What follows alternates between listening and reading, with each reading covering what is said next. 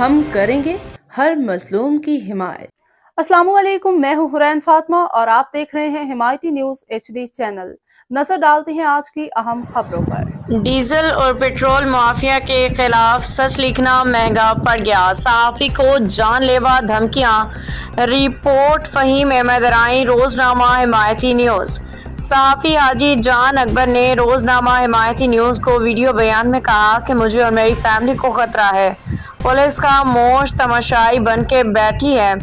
کراچی، روزنامہ حمایتی news. Diesel اور petrol mafia ناصر ہزاروال کے خلاف حقائق سامنے لانے پر ایک مقامی صحافی حاجی جان اکبر کو جان لیوا دھمکیاں ملنے لگیں۔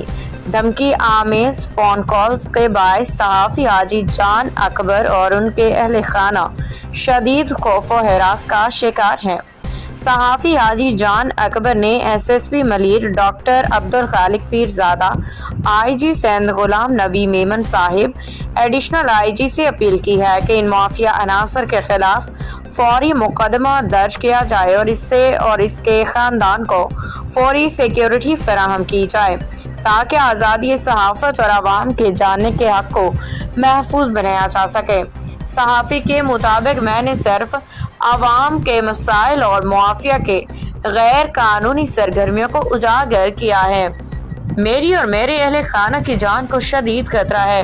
مجھے اور میری فیملی کو اگر کچھ ہوا تو اس کے ذمہ دار عبدالرحمان ناصر ہزاروال، حماد علی ہزاروال ہوں گے۔ SHO اسٹیل ٹاؤن، SHO شاہ لطیف ٹاؤن نے صحافی برادری سے کوئی تعاون نہیں کیا، جبکہ ایپلیکیشن تھانہ شاہ لطیف میں بھی جمع کرا دی گئی۔ اس کے باوجود حاجی جان اکبر کو جان سے مارنے کی دھمکیاں۔ روزنامہ حمایتی نیوز۔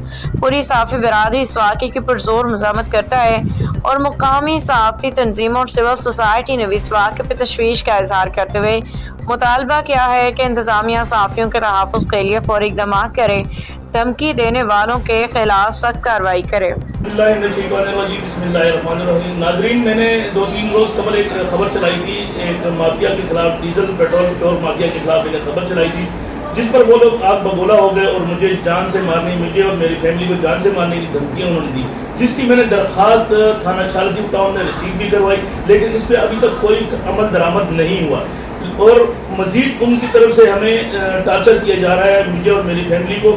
لہٰذا اگر مجھے یا میری فیملی کو، میرے بچوں کو، کسی کو بھی اگر کچھ ہوا تو جس کے ذمہ دار رحمان اور یہ ناصر ہزاروال اور حماد ہزاروال، یہ میرے اگر مجھے، میرے فیملی میں، میرے بچوں کو کچھ ہوا یا کسی قسم کی مجھے کوئی ٹارچر انہوں نے کیا، جس کا کوئی بھی اگر مسئلہ میری زندگی ہے، میرے بچوں کے ساتھ ہوا تو اس کے ذمہ دار یہ ہوں گے۔